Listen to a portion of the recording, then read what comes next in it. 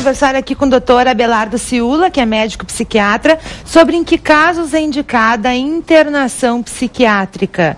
Porque geralmente as pessoas ficam com receio de chamar ou de ligar para o médico, mas eu já vi vários casos, inclusive de pessoas amigas, assim, onde haviam problemas de abstinência de drogas ou de abstinência de álcool, onde precisou haver a intervenção do psiquiatra e que a pessoa teve que ser retirada de casa e ter sido internada, né, doutora? Hoje o nosso assunto é este, né? Esse assunto, exatamente. Esse tema é muito relevante, muito importante, por esclarecimento do público, né? Uhum. Que a internação psiquiátrica, eu prefiro chamar até de hospitalização, tem indicações claras e precisas visando a proteção e segurança do paciente. Em primeiro lugar, a proteção e segurança do paciente. A hospitalização psiquiátrica é como uma hospitalização clínica, uma hospitalização cirúrgica, né? Assim como há uma indicação para uma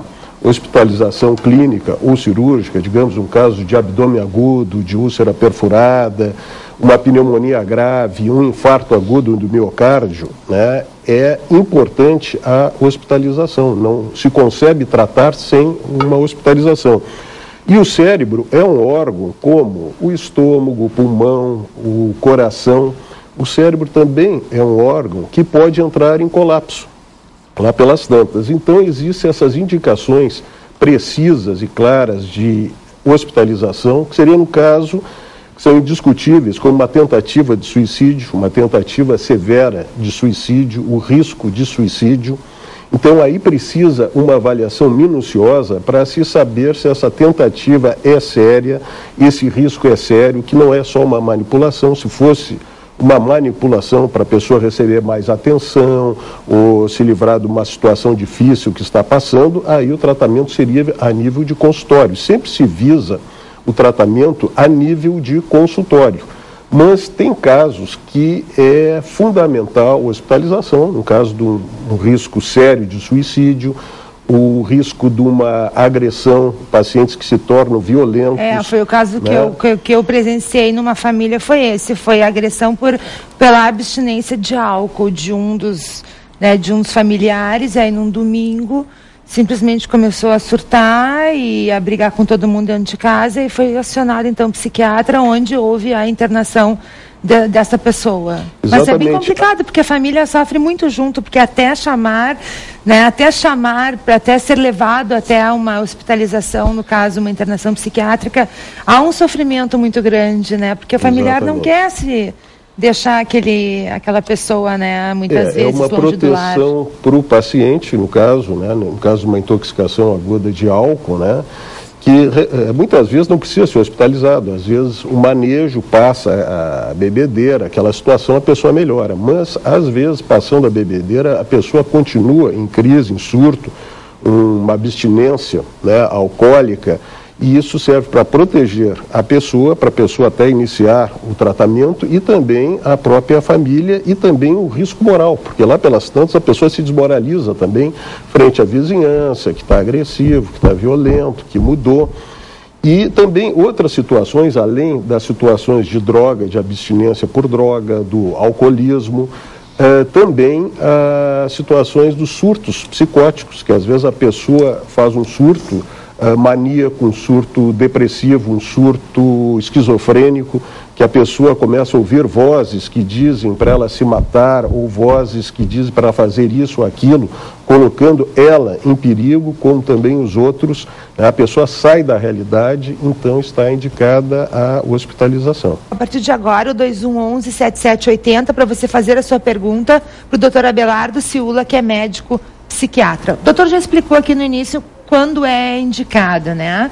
E a questão, assim, do acompanhamento, doutor Abelardo Ciulla. Em termos de tratamento, né? Sim. Então, hoje em dia se visa, assim, um tratamento mais breve a nível hospitalar e mais flexível, né? Então, todo o tratamento é feito por uma equipe multidisciplinar, né, que vai ter o psiquiatra, vai ter o recreacionista, a terapia ocupacional, as atividades de socioterapia. E o tratamento inicia assim com um plano de tratamento individual para cada paciente. né? Então, nesse plano, o paciente fica ao par, a família fica ao par do tratamento que vai ser feito.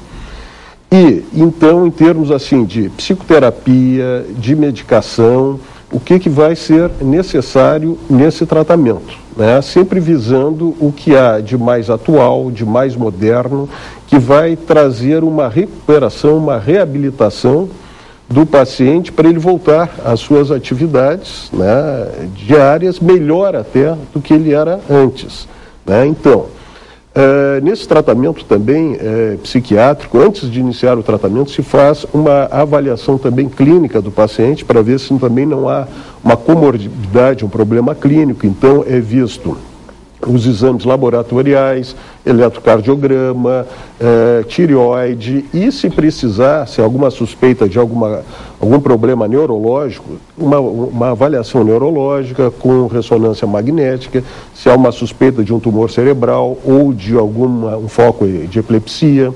Então, se faz uma avaliação bem completa e o tratamento psiquiátrico, né? Aí você vai ter um tratamento psiquiátrico com sucesso. Agora, doutora, eu gostaria de questionar, até ontem nós falamos aqui, enfim, para tirar aquilo assim, o psiquiatra sempre dá remédio, o psiquiatra sempre vai te medicar, mas na verdade não é bem assim, que eu vou falar no seu caso, não vamos generalizar, porque cada médico é de uma forma. Mas, por exemplo, toda semana que eu vou lá, que a gente conversa, tem tipo uma análise junto, não é sempre que o psiquiatra, para acabar com essa coisa, eu vou no psiquiatra e já vai me dar remédio. Não é assim que funciona, né, doutora? Primeiro visa a cura pela palavra, né? Então, o tratamento... Pela audição também, né? Pela audição, exatamente. Tem que ter uma paciência, né, doutora? Não estou falando de mim, não estou falando de quem faz terapia. Mas isso é a cura pela palavra, né? Então, muitas vezes, a pessoa se dando conta dos seus problemas a nível consciente e inconsciente, que há uma troca dessa parte do inconsciente, né, tanto do paciente como do psiquiatra, que buscam soluções para a pessoa. Então, inicia-se com a parte psicoterápica. Se precisar de uma medicação, se tiver alguma necessidade, aí vai ser prescrito o medicamento, né? Mas necessariamente não. Eu achei bem importante a gente falar isso, agora eu lembrei, porque muita gente questionou, até quando tive aquele início, né, de uma depressão em fevereiro. Agora eu já estou bem, graças a Deus, mas muita gente questionou, mas eu não vou procurar o psiquiatra porque de cara ele já vai me dar remédio. Não, mas não é assim que funciona. Pelo menos com os psiquiatras que eu conheço não são assim. Aí até citei o seu caso e é bom a gente comentar, porque às vezes a pessoa precisa tanto ser ouvida, precisa tanto falar, e que alguém mostre um caminho, uma luz, né, ou os vários caminhos que a pessoa pode seguir, na verdade, doutora? Exatamente. É uma pessoa neutra, é um profissional, não é um familiar. Às vezes, tu pode ouvir do psiquiatra até o que algum familiar já te falou, alguma amiga, mas é diferente tu ouvir de um médico, né, de tu dar mais consideração do que ouvir de uma outra pessoa mais próxima, né? Sim, vai vislumbrar outro enfoque, né, para o problema. Muitas vezes a pessoa está sem saída, está desesperançosa, e aí vai vislumbrar outro aspecto, outras saídas, né? E muitas vezes o que mais ocorre no consultório são reações de estresse, reações depressivas, que não chega a ser uma doença depressivo, um transtorno depressivo, né? Então, através da psicoterapia, ou às vezes para acelerar a resposta, para tirar os sintomas mais agudos, às vezes uma medicação leve, alguma coisa para acalmar o sofrimento numa fase inicial, né? Mas muitas vezes não, às vezes só a terapia através da palavra é o suficiente. E é tão bom, né? A gente se sente assim tão bem, sabe? Você costuma fazer terapia ou não? Eu tive uma depressão também. Eu acho que nós, mulheres, na atualidade, a gente tem muitas coisas a fazer. E a gente tem casa, filhos, empresa, e a gente tem que estar bonita e tem que ser uma boa amante, acima de tudo. Então a gente tem que ter, sei lá, um acompanhamento. Eu, quando precisei, fui buscar os profissionais e sempre indico aos meus amigos, as minhas amigas, porque nosso público é 90% mulheres, então a gente conversa muito. Eu tenho dentro da loja, eu promovo eventos, às vezes exclusivamente para mulheres. A gente já teve um curso de sensualidade, a gente teve um psicólogo fazendo na verdade, uma demonstração de como fazer meditação. Então, a gente tem distúrbio hormonal também, a mulher tem questão da menopausa. O homem tem a andropausa, não se dá conta, eles acham que é só a gente que sofre, mas já a gente fala sobre isso, que tem uma ligação. É a Si Rodrigues, é isso? Daqui de Porto Alegre, boa tarde. Boa tarde, eu assisto o teu programa, admiro muito o programa de vocês aí. Eu sou de Rosário do Sul, cada vez que eu venho, eu estou assistindo o programa de vocês. Obrigada. A pergunta é o seguinte, eu tenho um irmão que faz 12 anos de depressão profunda em Rosário do Sul. E ele não tem jeito de melhora, e eu não consegui trazer ele para Porto Alegre. Ele toma remédio, toma tudo lá, mas a gente não consegue ter melhora dele. Quer fazer alguma pergunta para ele, doutora? Sim, eu quero que ele objetive mais. Qual é a pergunta?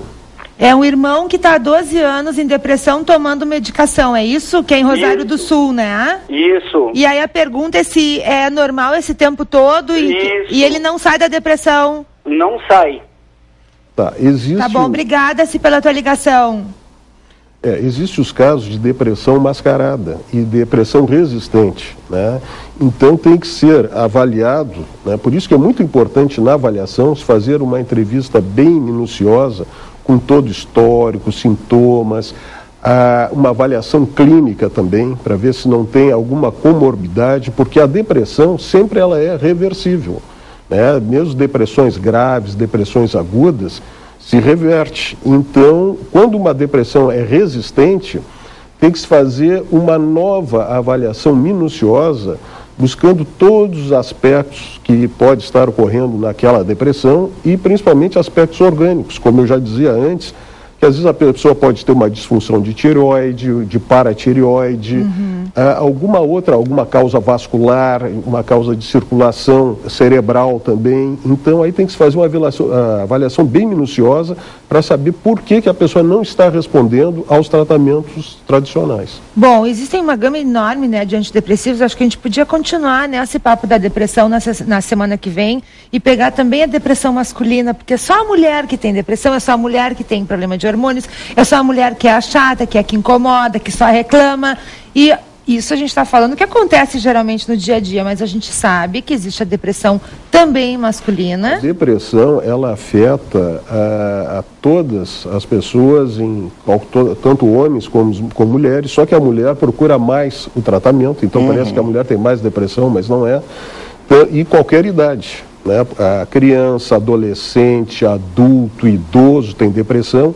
Também, como falavas, no pós-parto, a mulher se deprime, ela tem mais tendência a se deprimir pela modificação hormonal, e também pela responsabilidade, que a criança está muito ligada a ela, mas o homem também. O homem também tem uma função, né, uma responsabilidade também na criação da criança, e isto, como dizias, pode também levar o homem a ter sintomas depressivos, de ficar inseguro. Então, doutora Abelardo, muito obrigada. Semana que vem vamos falar sobre depressão, então. Não adianta, a gente tenta fugir desse tema, mas as pessoas pedem, né?